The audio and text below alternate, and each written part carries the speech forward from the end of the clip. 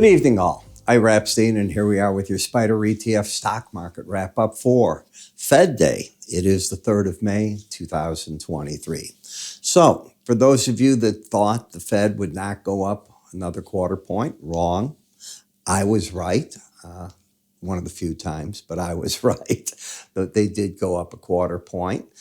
They said they'd be data dependent. They've moved the statement out of from the March meeting where the inference was they were going to tighten even more. And they're preparing themselves for when the pause comes. The Fed chair, when asked if he thinks they're going to pivot down, and he was asked, no, they don't expect it. Was there a discussion for the June meeting to go into a pause? He says no. What was the vote for the 25 basis points? Because, the press likes to play up, oh, Mr. Goolsby's not going to vote that way. This one's not going to do it. Every member voted to go up a quarter point. So it's unanimous. Okay. Now there's something else brewing that bothers the heck out of me. Are you watching Pac West? It's that bank, I think it's located in Beverly Hills. The stock tonight, before I did this, was down 58% again for today. It is losing value like there's no tomorrow. It looks, I don't know enough about it, I'm not a banker, but they're looking for a suitor. So it looks like another fourth bank is in serious trouble. You're getting a bid tonight in bonds and notes, a bit of a sell-off in the stock market. Those things don't go unnoticed. I almost fell out of my seat laughing when the Fed chair said that the banking system is now stronger than it was in March, because what he didn't say is what day of March. Didn't we have 3 banks just fail? So if you're saying after they failed that they were stronger, okay. But we had 3 banks fail, so I didn't appreciate the statement. That's just me, but it didn't get lost on me. I almost choked when he said that. He said quite a few things, in fact, that had me laughing. Either they're data dependent or they're not data dependent. I think that he really does not want to revert down in rates. I believe that. I believe that what would make it happen, if it's going to happen, is some event in the economy. Another banking crisis, now ones that they can't get their arms around fast. Some other event that I know nothing about, and I'm not going to guess what it would be. I just don't know. But barring that, and barring what I'll call a norm in the economy, and norm just being we're drifting as we are, rates are going higher slowly, the economy still has a strong labor market, as he said, inflation coming down in certain areas. The Fed chair said that wage inflation is not to blame for inflation by itself. There is goods inflation, services inflation. He's right. I agreed with him. I just took exception to those 2 events. All right. I was wrong this morning about Apple. I thought Apple was reporting today. I understand it's tomorrow. We did get some chip makers come out today, and their earnings didn't look that good. So problems there.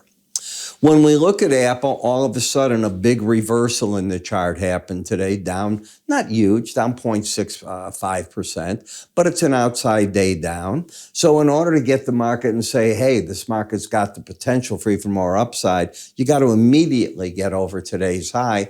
Otherwise, you've put in the possibility of a trade top. If so, why not get back to the 18-day average? I call that the line in the sand, the safety zone, where the market starts churning. And that's from here about $1.50, $2 away at 165.62. The resistance, you tell me what stopped the rally. If you've taken my enhanced Bollinger Band course, and if you haven't, go to iraepstein.com, under the word education, enhanced Bollinger Band course. You will learn how to work as you get up to these numbers or down to the lower bands, how to tie it in with the slow stochastic momentum.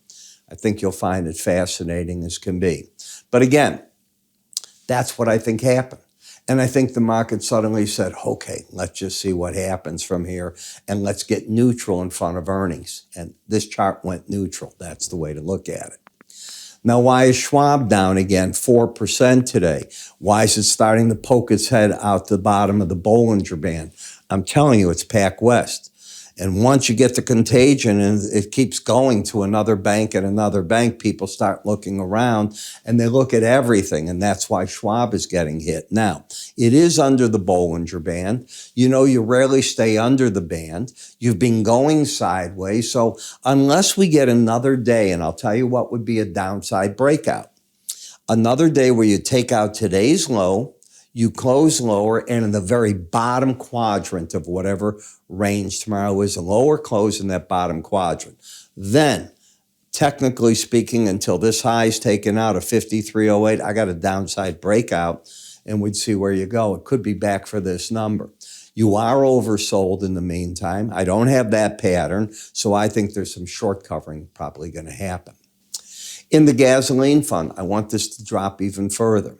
Since you're down so much, and since you're breaking the back of gasoline, why not really break it and get it to an absurd level where the seasonals kick in, the market gets a chance to base out, and we get another pop for the summer driving?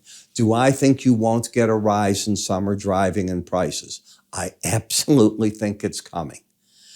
It is May 3rd. The kids are in school. Most people didn't even begin their summer vacations. Most people haven't gone to a resort that is open in most cases. You think you're going to the Catskills and it's open right now, Minnesota, Wisconsin, they're still getting snow. I'm laughing. It does have me laughing. All right. I'm looking at upper parts of Michigan. They had snow again today, a lot of it. So there's different things going on, but this is not the driving season yet. It's coming. If the market was that strong, where were you going to go? $1 a gallon higher? So I didn't expect the size of this break, but now that it's here, I'll wrap my arms around it. I'm not looking to go short this market here yet. Is it bearish? Super. Would I tell you to go short under a Bollinger Band? No. But with an embedded reading, until it loses it, I think the pros are going to sell it short, and eventually it'll wear itself out, and then it'll start the uptrend. That doesn't mean you don't try to take advantage of the short side. Tesla, they're bringing one of the long-range cars back, and they've discounted the price on it. So more mileage. Now, what I'm waiting for is when they do the refresh, and what does the refresh mean? That's really what I want to see. This car needs a new look. Every time I see one on the road, I'm a guy that has had all the exotics I have in my lifetime. I've owned a lot of exotic cars, Ferraris, you name it, I've had them. Folks, it's just not a pretty car, all right? I don't think many people would say it is. It's a great automobile. There's a difference. It is reliable. When you're in it, it's fast as can be. It reminds me more of the Spartanness of a Porsche. Nobody's going to think of Porsche interiors like a Maserati, a Ferrari, even a Lamborghini. Okay, but it needs a refresh. That's all I'm saying. Mr. Musk, please do a refresh, okay? Whatever that means. In XLF, higher high, lower low. The market looks a bit oversold here. I don't think you're going to get people pressing it. The market's got the Bollinger Band coming up, and you know you rarely stay under that band, on the first test especially. XLI, can you get more neutral? You've got the trend down. Now the bias is down 2 days in a row. So until the market gets back up and over this 94, is that 94.40? That's 10. Is that 104? It might be 104. Let me just check it with you. I think it's 104. 101, I'm reading it wrong. 101.11. Until that happens, I can make an argument to get to the lower band. I'm still very much in the bear camp there. In stocks and the semiconductors, all we did is we broke the bear trend, rallied back to the neutral line, the line in the sand, the 18-day average, and stalled out. And that's basically what you've got, void of a trend in the market right now. In the home builders, what should you have done today when you got to the Bollinger Band? Let me think of the ways. If I were long and you didn't get out there, what are you doing? Now, you're embedded, but you closed at the day's lows. Unless you get a strong day tomorrow, remember what I'm saying. You're going to lose the embedded reading. You're going to lose it on the opening, a steady to lower opening.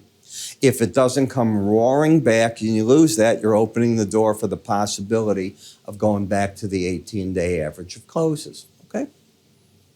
In the energy sector, you're just falling apart. And I'm going to repeat. Everybody's raising interest rates. Everybody. The United States, Australia, tomorrow the European Central Bank. After that, the Bank of England, and God knows how many other sub-banks. Well, as they do so, what does that do? It slows, the intent is to slow businesses down. And business is a big word. It could be manufacturing, it can be service, it can be things. But you start hurting the energy demand when you do that. In addition, you know Russia's lying about everything. I use the word everything, all right? They're just liars. They've hidden now what their production of oil is, what their production of distillates is, their gasoline. They don't want anybody to know. What I think has happened, and I read this article, is the world has been divided up by OPEC plus to here's what OPEC gets, here's what Russia gets. Obviously, the economics of world sanctions on Russia for the invasion of Ukraine has a lot to do with that. The last thing OPEC wants is another price war with Russia. They had one. They don't have a stomach for it. They cut the 1 million barrels and it's not enough. And the United States, in its wisdom, is still selling oil, as I understand it, out of the strategic reserves to get to what they have to. And the Biden administration is not doing any buying of the oil. Okay. When we come to the gold market, gold is in a sideways pattern. Bullish sideways pattern. It's trying to keep popping out to new highs on it. I think gold has no headwind from a strong U.S. dollar any longer. I think it picks up the inflation story. All the right stories are there, which is often when a correction in gold happens. I know it sounds crazy, but it's often how it works. Would I ever tell a client to buy a Bollinger top? It's never going to happen. Now, if you embed, I can understand, like, you get this going and you start developing the embedded reading. I'm still looking to buy on the other side of that band if I'm putting out buy recommendations for clients. In SLV, higher highs, well, not really. Higher high and higher low. It is bullish. So the resistance, 2360, this market looks good. I think it's going to attract buyers in the 2313 area with stops under the most recent low. Copper, as I just said, like energy, problems. But am I super bearish? I am not. First challenge of the 100-day average again coming up. I look for that in the Bollinger Band to be supportive to the market. I didn't say a buy. I said supportive. I think the shorts will cover. When we get to TLT, which way do you want to go with this, all right? The bank scenario, if PacWest goes under, if we wake up and again receivership and talk, they got to find a buyer for them and we're going through this for the fourth time, you know, this weighs on the market and people get really nervous. If it's 4, why isn't it going to be 10? I don't know. And then there's that list of banks. You start seeing them and everybody gets spooked. I'm getting spooked. I didn't expect this many to be happening one after the other. Be spooked. In UUP, dollar index, you hit the upper band in the 100-day average yesterday. What are you supposed to do? If you don't get it, I'm confused. FXE, now you're coming to the upper band. What are you supposed to do? Right in front of the European Central Bank announcement in the morning. So you put it together, you come up with game plans, and I try to be your voice of reason. Now, how do I do that? Well, there's a couple of ways that I try to do that. My complete futures research. Now, you'll say, futures, I want the spiders, I want Ira Apple and all that. Oh, really? Do you trade SPY, DIA, IWM, TLT? I can go on and on, the whole list, because they're based on futures contracts. And the market is in a big tone. Yes, you can get an individual stock stand out, but if the market's coming down on you, it's hard for even that to be doing it. So I write 2 reports a day that I want to give you. One in the morning, it'll be published by noon Central Time, and the other by 8 p.m. Central Time, Monday through Thursday, Friday one by noon, and Sunday night to get you going for the Monday trade and the Sunday evening trade, another one. Then I back it up with videos. So you get access for a while to my morning's Spider ETF subscriber video, and my futures video. Now you see how I dissect trades. 40 charts in each video. I rotate the markets we cover all the time. People write me, Ira, would you cover this? I do it. And my subscribers know that they can write me. And if they have a question on a specific market I'm not covering, I even do a small video for them and send it out. I devote a certain amount of time each day to do it. How do you get it? Call my staff or you can go to our website under free offers or just move your cursor up here, give a click, and away you go. I'm Ira Epstein. I'll see you first thing in the morning. Trade well.